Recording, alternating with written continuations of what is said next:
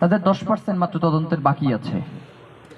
এর জন্য তারা সময় চেয়েছেন 7 তারিখ পর্যন্ত, 10 দিন। আমরা বলেছি ঠিক আছে, আপনারা আপনাদের মতো করে তদন্ত করেন।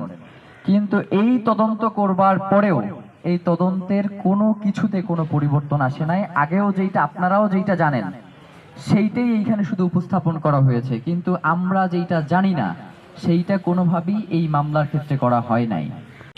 এই যে মামলাটা, সেখানে যে তদন্ত করা হয়েছে একদম পুরোটাই অস্পষ্ট, ভরপুর, এবং যাদেরকে আসামি করা হয়েছে মূল কোনো আসামি ধরাছোঁয়ারা হয় নাই।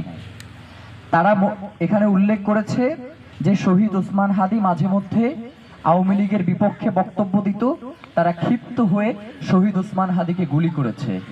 যে শহীদ ওসমান হাদিকে যদি ক্ষিপ্ত হয়েই গুলি করা যায় বা গুলি করতে হয়, তাহলে এতদিন সময় নেওয়ার তো দরকার নাই, শত কোটি টাকারও তো দরকার। হাদির হত্যাকারীদের বিচার করবেন কি করবেন না এটা আমাদের কাছে স্পষ্ট করেন। যদি আপনারা বলেন যে না, আমরা শহীদ ওসমান হাদির হত্যার বিচার করব না, আমরা এক ধরনের পদক্ষেপ নেব।